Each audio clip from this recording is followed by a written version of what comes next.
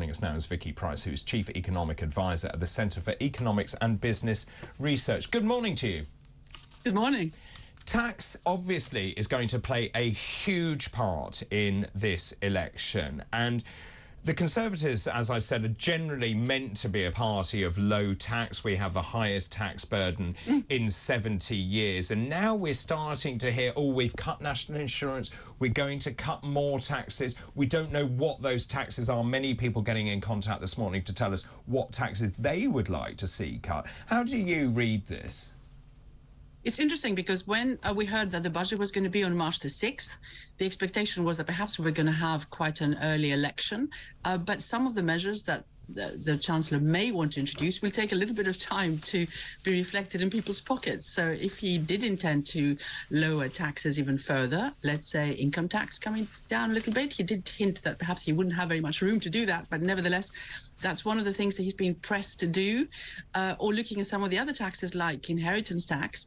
I mean, those don't have a direct impact on people for a while. So even the cut in the national insurance contributions that you mentioned, which took effect as of yesterday, is one which is being offset quite considerably by the fact that stealth taxes are going up, in the sense that the personal allowance that again was mentioned by one of your people who got in touch is not going up in line with inflation, which means that many more people are now paying tax for the first time, and many more people are paying tax at a higher rate, which they weren't doing before, simply because their nominal wages are going up. So it is a bit of an issue. Now, of course, Rishi Sunak is saying his working assumption is that it will happen a little bit later. So we would expect that if they really do want to make a difference in terms of how people feel, there will be some tax cuts in March. And what they will be exactly, we don't know. Pernicious is what he used as a word, which is really interesting. That was Jeremy Hunt.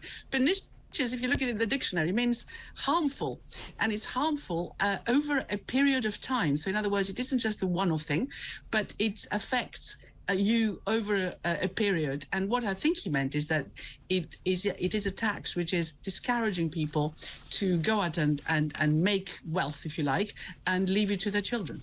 It's interesting, isn't it? We're very different to the United States, where they celebrate people who do well, who earn money. In this country, we play it down. You're absolutely right. In terms of the people being dragged into these, it is smoke and mirrors in many ways, because of the fiscal drag that you mentioned. People are being dragged into these higher tax thresholds. My understanding is it brings in 44.6 billion in tax a year by 2028. So in fact, it brings in the government far more money than they're letting on.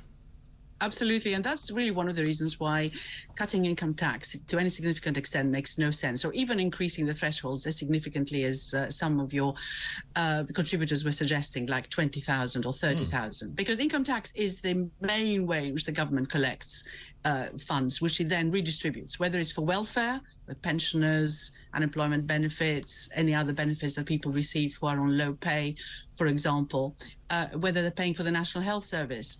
So if you don't collect the money, then it's a little bit difficult to see how you're going to raise other cash, even from the richer part of the population, which tend not to pay as much as a percentage than others for all sorts of reasons. So you lose your real base, and that's the real issue. And if you look at what people now think about the quality of public services, you've seen that there is a widespread it's early in the morning, dissatisfaction with public services right now. And I think since the beginning of, certainly over the last 10 years, what you're seeing is that 80% of people think that the quality of public service has gone down. You can just see that, of course, with the NHS waiting list. And I think you're showing a little bit of that right now on TV. Just in terms of where we are, Rishi Sunak has made this one of his big pledges, hasn't he, to grow the economy, to reduce debt. I mean, he said at Prime Minister's Questions on November the 7th and the 22nd that debt is falling. Well, that's not true. Debt's been going up. It's now 97.8% of GDP. He also said we would grow the economy. We're not growing the economy. So this high tax, high regulation economy doesn't work. Well, it hasn't so far, but of course, you still need to have the economy working up to a point, and this redistribution that I mentioned, and the public services to still continue to be done in a certain way. I mean, it is true that we had to borrow huge amounts of money through COVID, and the Chancellor has made that clear, and I think it was the right thing to do at the time. Lots of other countries have done something very, very similar. But what I think we now have is the real difficulty of getting that debt to GDP down. I think you mentioned that. You're absolutely right.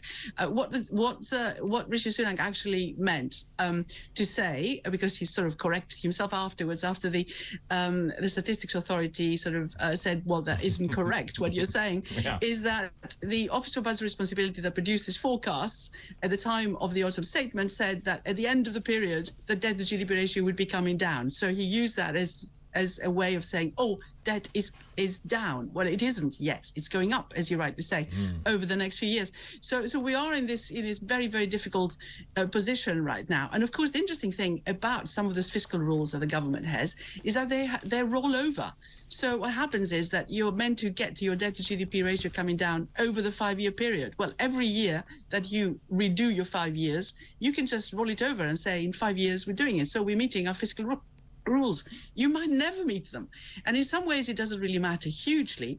If you get growth, then you can get your debt to GDP ratio to come down. And just thinking about Liz Truss and everything else that we've been hearing on growth, obviously it makes huge sense. It's not beyond anyone's understanding that if you get your growth to be higher, then your debt to GDP ratio comes down as well, even if you don't reduce your debt.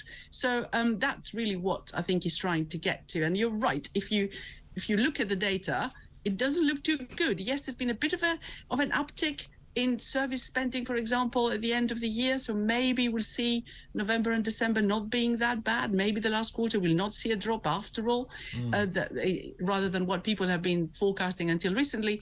So maybe we'll be getting there. And with interest rates coming down as they should, and with inflation also slowing down, then perhaps he will get his growth, except he'll get it a little bit late. So if you were to advise Jeremy Hunt, or indeed the Prime Minister, in this run-up to the election, and it's so cynical, isn't it? The fact is that we've had this high tax burden, then suddenly we're given some gifts, and everyone is hoping that everyone forgets what's happened in the past. What would you do? What do you think they've got scope to do, and what would play well? And I know this is very difficult for you as an economist, but what would play well with the public? Well, the electorate will like to have a bit more money in their pockets. There's no doubt about that. That's the important thing. But will they trust that they're going to get it? And I think a little bit of certainty about where we're moving is the most important thing. If you give a little bit of confidence that things will improve, then people will go out and spend, and businesses will go out and invest. So what would you do with corporation tax? That is an interesting one, because of course it's gone up from 19% to 25%, which is quite high. It's not as high as perhaps in some other countries, so we're not doing that badly from that point of view. But corporation tax doesn't raise all that much, and you have to make a profit to pay it. And if you're quite small, you still pay a lot less than the 25%. So there is a 19% small firms one, which has been kept if you're making profits below a certain level. So, and then it goes up gradually. So it's not as bad as that. Things that really hurt on the business side are business rates. That's a big, big issue. And then, of course, making sure that people who want to invest do not get disadvantaged hugely by this. The government has moved on that with its full expensing, which is a sort of term to say that you can actually account for the investment you do in the first year where you do it. So that improves things. But generally, you need to be able to be making a profit to be affected by corporation tax. And what we've seen is that insolvencies have gone up very significantly. In fact, they're at the highest level they've been since the financial crisis, small firms being affected particularly.